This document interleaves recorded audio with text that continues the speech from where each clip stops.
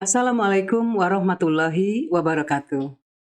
Sahabat pendidikan, selamat datang di podcast EduTalk FKIP Unsri, mendidik dengan hati, menginspirasi dengan ilmu. Di FKIP Unsri, di mana ilmu, inovasi, dan inspirasi bertemu, kami tidak hanya membangun pengetahuan, tapi juga karakter dan solusi untuk masa depan, merupakan semangat yang selalu kami pegang.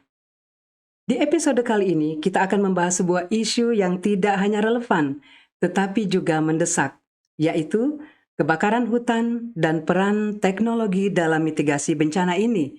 Bersama para dosen dan pimpinan FKIP Unsri, kita akan menggali lebih dalam bagaimana citra satelit dan teknik mutakhir lainnya membantu mengidentifikasi area terdampak kebakaran, serta bagaimana akademisi berperan aktif dalam solusi nyata bagi lingkungan. Diskusi ini akan membuka wawasan baru tentang bagaimana teknologi, ilmu pengetahuan, dan kebijakan bisa bersinergi untuk melindungi alam kita. Jadi, tetap bersama kami di podcast EduTalk FKIP Unsri, mendidik dengan hati, menginspirasi dengan ilmu. Baiklah, kita kembali lagi di podcast EduTalk FKIP Unsri, mendidik dengan hati, menginspirasi dengan ilmu. Hari ini kita akan membahas topik yang sangat penting dan sangat relevan, terutama di wilayah kita, Sumatera Selatan, yaitu kebakaran hutan dan peran teknologi dalam mitigasi dampaknya. Dan tentu saja saya tidak sendiri. Di episode kali ini kita kedatangan tamu spesial, Dr. Hartono MA, Dekan FKIP Unsri, dan Dr. Hamdi Ahsan MSI, Kepala Laboratorium Pendidikan Fisika FKIP Unsri, yang sangat berpengalaman dalam bidang ini. Mereka akan berbagi wawasan mendalam tentang teknologi yang digunakan dan mendeteksi dan mengatasi kebakaran hutan. Halo Pak Hartono. Halo, Assalamualaikum para audiens semua. Senang sekali pada pagi hari ini akan kita berdiskusi tentang kebakaran hutan dan perubahan iklim. Halo Pak Hamdi. Halo juga, Assalamualaikum Warahmatullahi. audiens semua. Saya sangat senang bisa berbagi terkait dengan kebakaran hutan dan lahan serta pengaruhnya terhadap pemanasan global. Jadi selamat datang di podcast EduTalk FKIP Unsur ini Bapak berdua. Terima kasih sudah meluangkan waktu dan untuk berbagi di sini. Topik kebakaran hutan memang selalu menjadi perhatian utama kita, terutama karena dampaknya sangat besar bagi lingkungan dan masyarakat. Namun, sebelum kita lebih jauh, mungkin Bapak bisa sedikit bercerita tentang pengalaman di lapangan terkait kebakaran hutan ini. Ya, baik sekali Ibu Dr. Rita Indrawati MPD sebagai host kita pada pagi hari ini. Tentu ini sangat menarik ya, karena saya sendiri berdomisili di Palembang dan bekerja di kampus Unsri Indralaya. Setiap hari tentunya perjalanan dari Palembang Indralaya dan banyak sekali pengalaman yang saya alami selama bertahun-tahun dalam perjalanan, khususnya di masa musim kemarau, musim kering. Fenomena yang terjadi begitu terik matahari, kemudian angin yang sangat kuat tentu membuat iklim yang panas dan kering. Dengan angin yang begitu kencang, terjadi gesekan-gesekan antara ilalang-ilalang tumbuh-tumbuhan sehingga secara alami terjadi percikan-percikan api dalam hal ini sehingga bisa terbakar secara alami. Dan ini tentu akan menimbulkan asap, api yang tentu dengan bantuan angin sangat cepat meluas terjadinya kebakaran. Alhamdulillah beberapa tahun kebelakangan ini pemerintah sangat sigap dalam hal ini untuk membordir, membom melalui helikopter, dan saya lihat dengan mata saya sendiri peristiwa-peristiwa tersebut sehingga memang bisa diantisipasi dengan sigap oleh pemerintah untuk 5 tahun kebelakang ini. Namun mitigasi, kemudian pencegahan itu sangatlah penting, edukasi kepada masyarakat, karena kebakaran hutan ini tidak hanya terjadi secara alam, kadang-kadang juga masyarakat, melakukan pembakaran lahan yang akan digunakan untuk pertanian, Mhm. dan ini juga akan me menjadikan potensi daripada kebakaran hutan bila tidak diawasi dengan seksama, eee, dalam waktu yang cukup lama, seperti itu. Oleh karena itu, edukasi kepada masyarakat ini sangatlah penting, khususnya bagi petani, pemuda, masyarakat pada umumnya untuk siaga pada masa-masa kemarau atau musim kering di Sumatera Selatan khususnya. Ya. Baik, terima kasih atas penjelasan dan pengalaman Bapak Hartono terkait dengan kebakaran hutan dan lain-lain. Bagaimana dengan Pak Hamdi? Bagaimana kondisi geografis dan cuaca yang menjadi faktor krusial kejadian ini? Ya, terima kasih Bu Rita.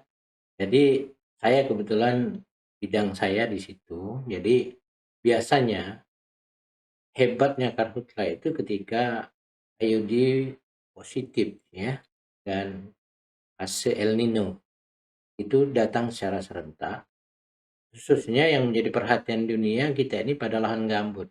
Jadi gambut dunia ini hanya 1,5%, Hmm. tapi mengandung 30% dari CO2 ya, dari karbon dioksida yang ada di bumi. Jadi kebakaran hutan gambut sangat mempengaruhi pemanasan global. Terkait dengan di daerah kita Sumatera Selatan, memang eh, kebakaran gambut ini menjadi hal yang sangat diperhatikan karena pada konteks tertentu api itu sampai 2 meter di dalam tanah, tidak padam, kemudian besoknya sudah muncul asap lagi. Dan ketika dicek memang di bagian tanah tertentu yang sudah terjadi pelapukan kayu Mhm. sekian puluh tahun sebelumnya, itu ada misalnya kayu gabus Mhm. yang sering dipakai untuk tutup termos dulu. Nah, Mhm. itu seperti obat anti nyamuk. Jadi Mhm. terus dia terbakar di dalam tanah, terbakar Mhm. kalau tidak pakai eskavator tidak bisa diangkat.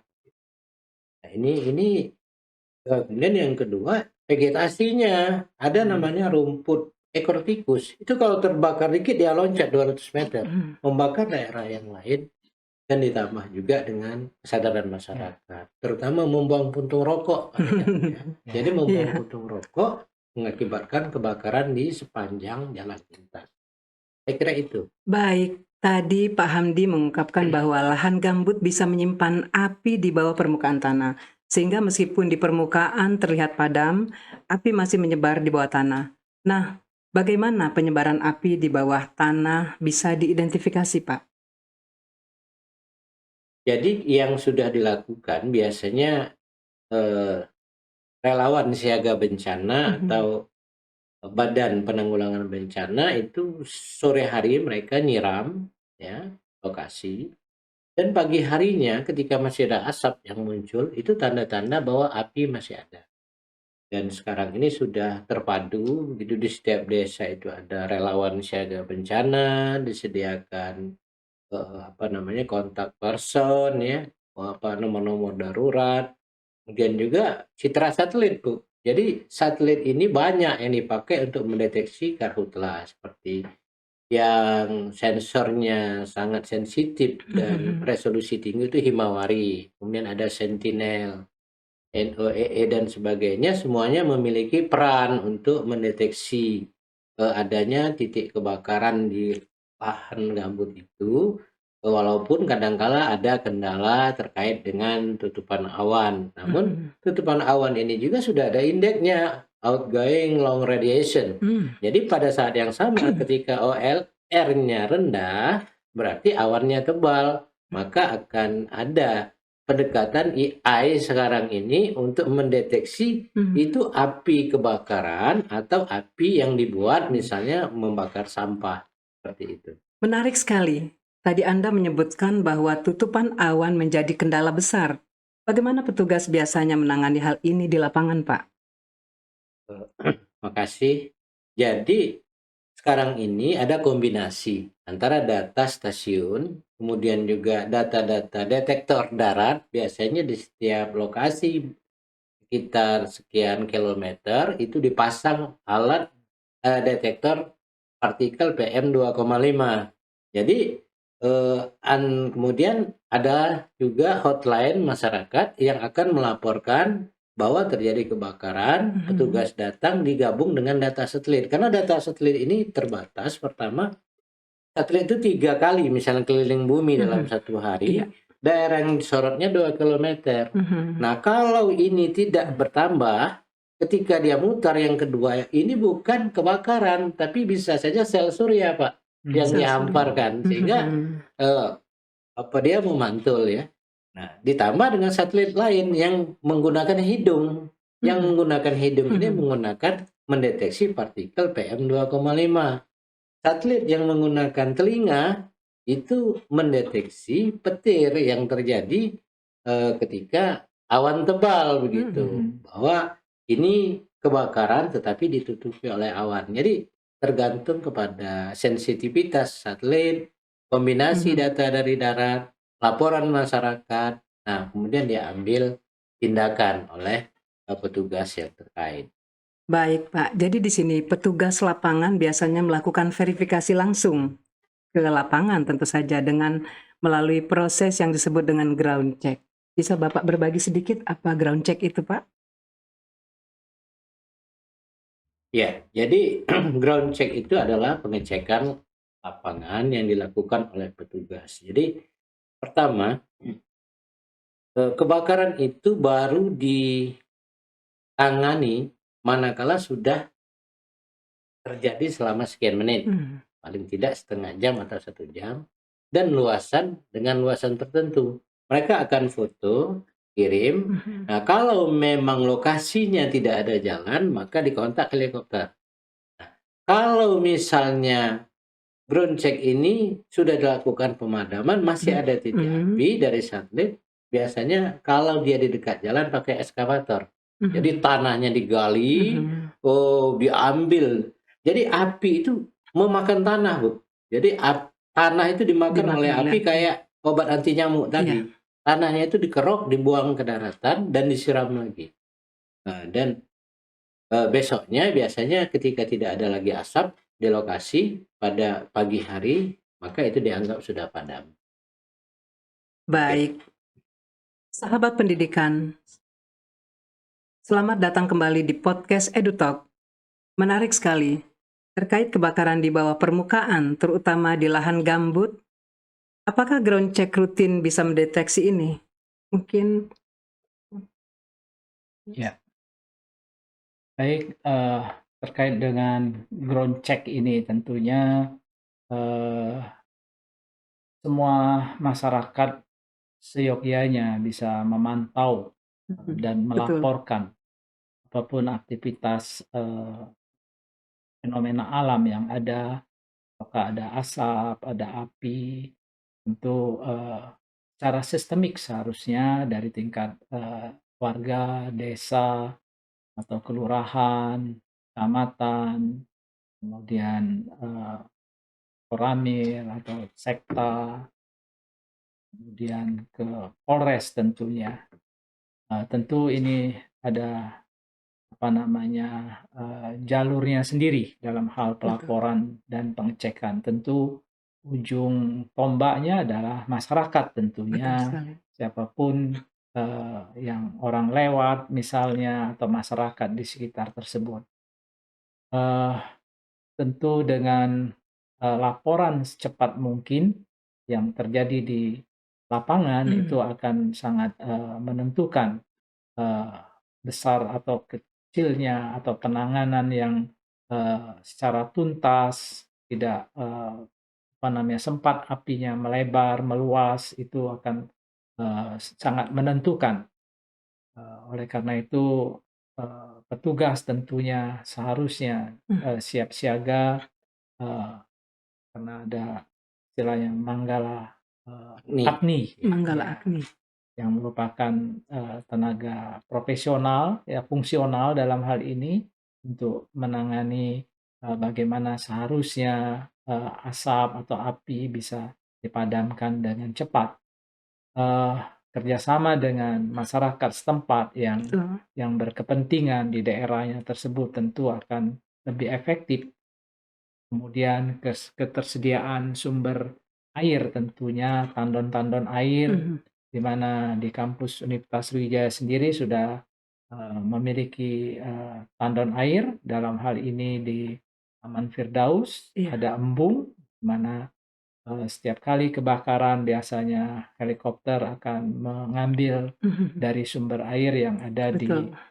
embungnya Universitas Sriwijaya. Itu pendapat saya dalam hal ini, untuk penanganan yang cepat, pada saat, pengecekan, ground check di lapangan, bila Mhm. terjadi asap atau api sekecil apapun dapat dilaporkan sehingga diberikan tindakan yang seharusnya. Baik, terima kasih Bapak Hartono. Jadi kita juga bisa melihat kecanggihan teknologi saat ini yang sangat membantu bagaimana mengatasi kebakaran hutan. Saya ingat Bapak tentang drone, sebuah alat canggih juga yang bisa memantau area luas secara cepat. Begitu ya Pak? Baik, dari data yang Pak Hartono tadi sebutkan, bagaimana Anda melihat hubungan antara kebakaran hutan dan pemanasan global? Silakan Pak. Ya, baik, Ibu Dr. Rita, sangat erat tentunya hubungan antara kebakaran hutan dan pemanasan global. Eee, Seyogyanya satu ekosistem hutan tentunya ini, eee, banyak menghasilkan, eee, oksigen dalam hal ini, dan juga ada hutan yang,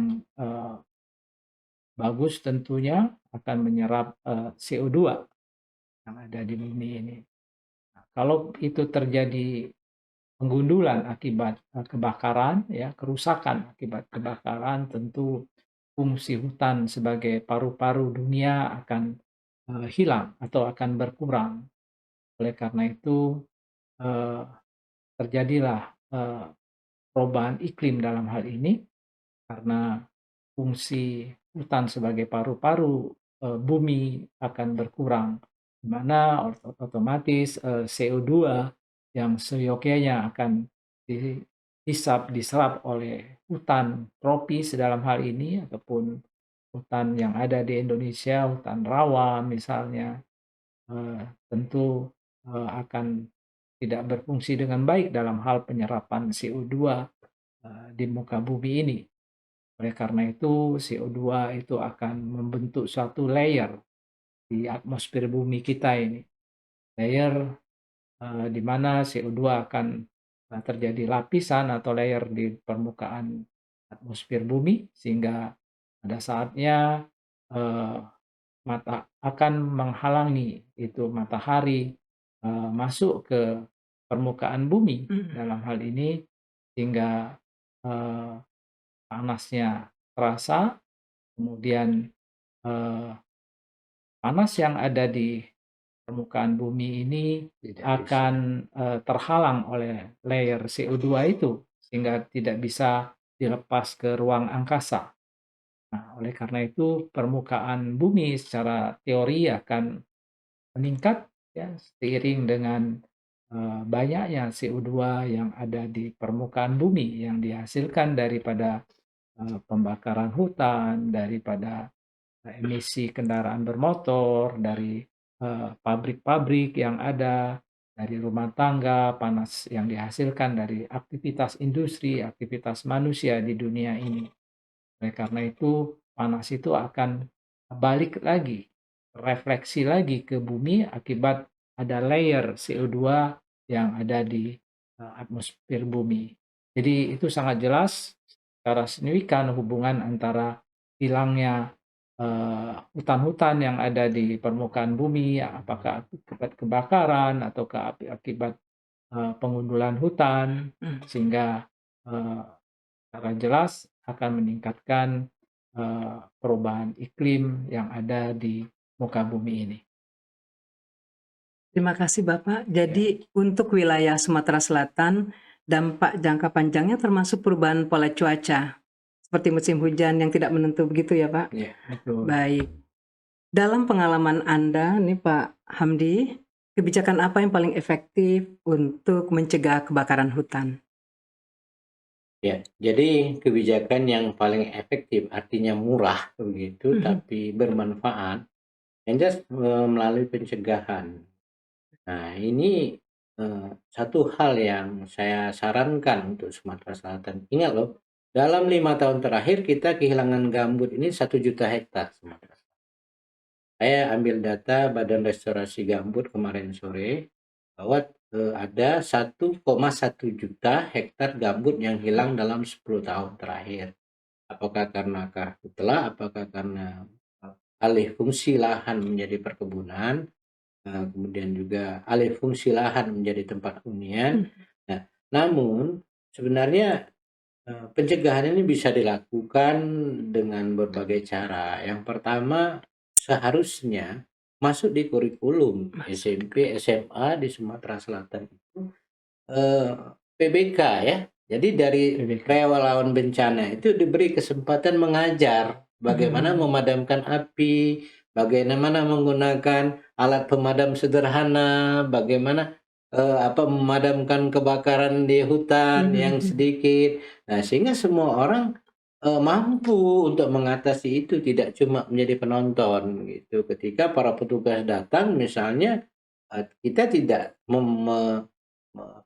mengatasi kebakaran dengan HP, dengan smartphone, sekedar merekam Merekam videonya saja, saja, tapi ya. dia akan bertindak. Nah, yang kedua, ada melalui penggunaan lahan yang sesuai dengan yang penggunaan lahan berkelanjutan yang tidak menggunakan api sebagai bahannya. Misalnya seperti selokan-selokan yang dibuat. Dan benar seperti yang dikatakan oleh Pak Dekan, embung-embung harus diperbanyak di sekian banyak tempat, sehingga ketika terjadi kebakaran helikopter, ada embung yang kosong, dia ambil di embung yang lain untuk memadamkan itu. Dan di setiap desa itu harus ada mesin penyedot, karena dengan helikopter ini mahal sekali. Kalau tidak salah 1 jam itu bisa 50 juta operasionalnya untuk memadamkan kebakaran itu. Kan kalau kita beli mesin pompa di desa, ditarik sama-sama ke tengah rawa, itu bisa untuk lebih murah biayanya. Nah, dan saya kira itu sementara. Baik, terima kasih Pak. Dan sekarang untuk Pak Hartono selaku Dekan FKIP Universitas Sriwijaya, saya ingin mengetahui bagaimana Anda melihat kontribusi mahasiswa FKIP dalam menghadapi isu pemanasan global. Ya, terima kasih Ibu Dr. Rita Indrawati. Eh, tentu dari perguruan tinggi dalam hal ini menyiapkan sekarang ini sedang menyiapkan kurikulum Ya. kepada semua mahasiswa calon guru agar mereka literasi terhadap kebakaran hutan dan dampak-dampaknya, juga terhadap dampak kepada perubahan iklim. Paling tidak semua calon guru yang pada saatnya nanti berhadapan kepada siswa-siswa di dalam kelas, di mana calon guru tersebut memiliki otoritas, ilmuwan dalam hal ini, bisa menyisipkan informasi-informasi terkait dengan kebakaran hutan dan perubahan iklim, apapun guru tersebut. Oleh karena itu, perguruan tinggi dalam hal ini Universitas Sriwijaya, Fakultas Keguruan dan Ilmu Pendidikan segera akan membentuk kurikulum yang terintegrasi pada suatu mata kuliah di mana semua mahasiswa mengambil mata kuliah tersebut. Mata kuliah itu dirancang membekali para mahasiswa ilmu pengetahuan, dalam hal ini materi-materi terkait dengan kebakaran hutan dan perubahan iklim, dan juga mengendaki siswa memiliki problem solving dalam hal menyelesaikan masalah-masalah eh, kebakaran hutan dan perubahan iklim ini. Sehingga mahasiswa itu memiliki kesadaran, aware terhadap perubahan iklim. Dan pada saat ini di Fakultas Keguruan dan Ilmu Pendidikan, khususnya Universitas Sriwijaya, eh, memberikan kesempatan kepada mahasiswa untuk aware terhadap lingkungan dengan cara eh, menanam tanaman, reboisasi dalam hal ini, membuat kampus Universitas Sriwijaya menjadi hijau.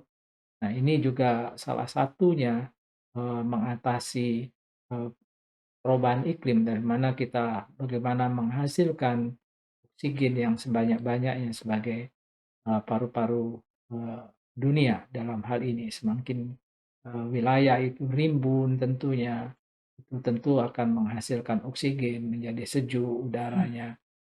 Itu salah satu kesadaran daripada mahasiswa.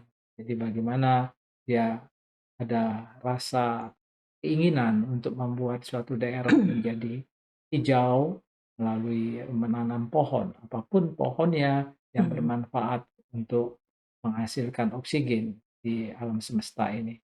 Itu yang kita lakukan. Selain itu juga kegiatan-kegiatan yang menyebabkan pencemaran lahan, misalnya dari eh, botol plastik bisa digunakan menjadi recycle seperti itu, sehingga kemungkinan untuk eh, memberikan makin banyak polutan baik di tanah, kemudian di udara, di air itu akan kita minimalisasi sedemikian rupa hingga dampak-dampak terhadap polutan yang akan menghasilkan dampak kepada perubahan iklim akan di-reduce sedemikian rupa.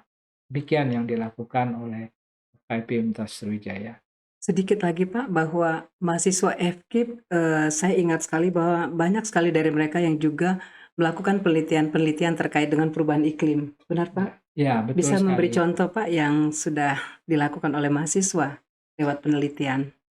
Ya, eh, beberapa dosen tentunya juga memiliki payung penelitian sehingga Iya. mengajak para mahasiswa Betul.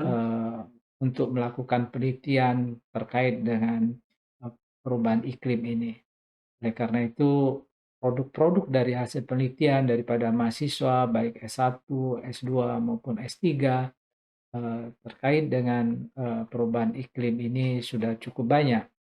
Apakah itu produknya berupa sumber belajar, baik itu modul ajar misalkan yang akan berdampak kepada para pembaca, dalam hal ini peserta didik, topik-topik tentang perubahan iklim paling tidak akan merubah mindset daripada guru, merubah mindset daripada siswa, dimanapun lah itu siswanya, apakah dari mulai TK, SD, SMP, SMA, maupun perguruan tinggi. Kita bergerak semua sesuai dengan bidang ilmu mahasiswa kita, baik itu dari PG PAUD sampai juga sekolah menengah. Sehingga produk-produk yang dihasilkan bisa disosialisasikan, bisa diseminasikan kepada peserta didik dari mulai TK, SD, SMP, SMA sampai dengan perguruan tinggi, sehingga dikit demi sedikit mindset daripada warga Indonesia dalam hal ini pelajar bisa berubah mengarah ke positif terhadap perubahan iklim yang terjadi di dunia ini. Terima kasih Bapak. Jadi terakhir adalah pertanyaan untuk Bapak berdua.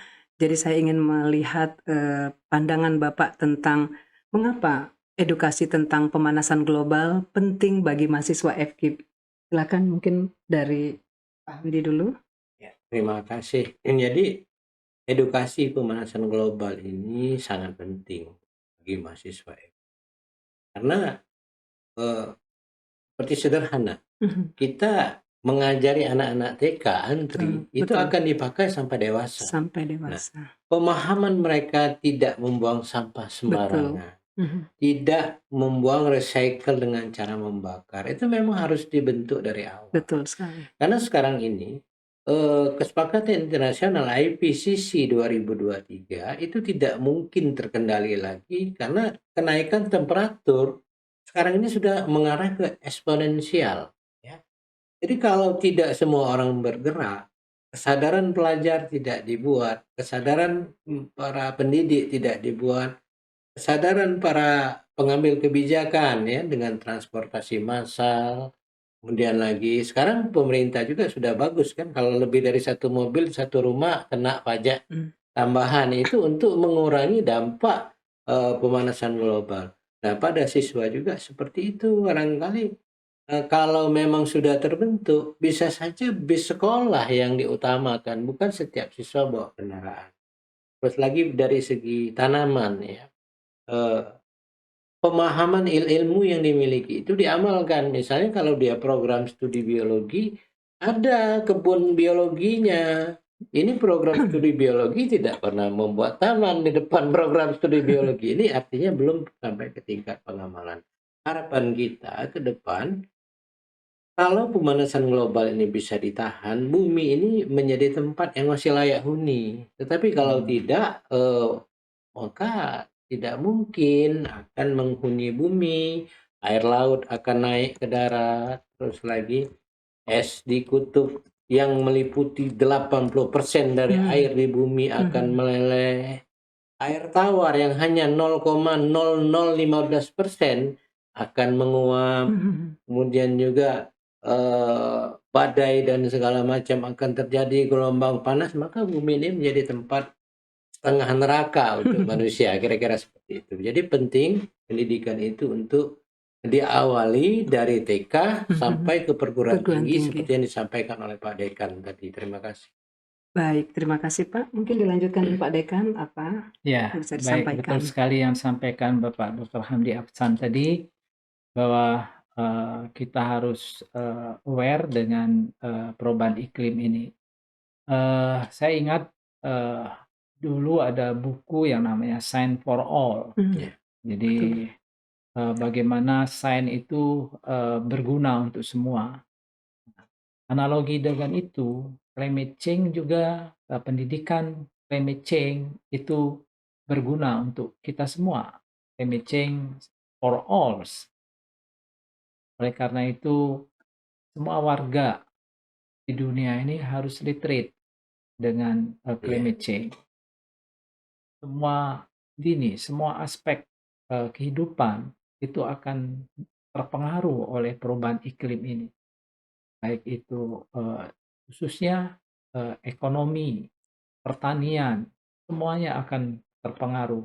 Kemudian bencana alam tentunya. Kemudian tempat tinggal dalam hal ini sangat berpengaruh sekali terhadap perubahan iklim ini. Jadi semua orang harus tahu dengan perubahan iklim ini sesuai dengan tingkat pendidikannya, tingkat sosial ekonominya, apapun pekerjaannya. Ini harus tahu tentang perubahan iklim ini, literate dengan perubahan iklim. Poinnya seperti itu, Ibu. Terima kasih banyak Bapak berdua telah hadir di podcast FKIP. Terima kasih sekali lagi pada Dr. Hartono MA, Dekan FKIP Unsri, dan Dr. Hamdi Ahsan, SSI, selaku Kepala Laboratorium Pendidikan Fisika FKIP Unsri, atas informasinya yang kaya dan bermanfaat. Dari diskusi ini kita jadi tahu bahwa teknologi bisa jadi alat penting dalam menjaga kelestarian alam dan mengatasi perubahan iklim, termasuk kebakaran hutan yang kerap melanda wilayah kita Sumatera Selatan. FKIP sebagai tempat atau lembaga pendidikan tentu memiliki peranan penting yang strategis dalam menumbuhkan kesadaran lingkungan kepada mahasiswa, guru, dan masyarakat. Pendengar setia podcast FKIP Unsri, kita adalah agen perubahan. Teruslah belajar, berinovasi, dan berkarya demi masa depan yang lebih baik. Tidak hanya bagi diri kita sendiri, tetapi juga untuk bumi yang kita tinggali ini. Ingatlah, di FKIP kita membangun masa depan dengan hati dan ilmu. Kita akan membahas isu-isu penting lainnya dalam dunia pendidikan dan peran kita sebagai pendidik untuk Indonesia lebih baik. Sampai jumpa lagi di podcast Edu Talk FKIP Unsri, mendidik dengan hati, menginspirasi dengan ilmu. Wassalamualaikum warahmatullahi wabarakatuh. Warahmatullahi wabarakatuh. Alhamdulillah. Sudah. Terima kasih banyak.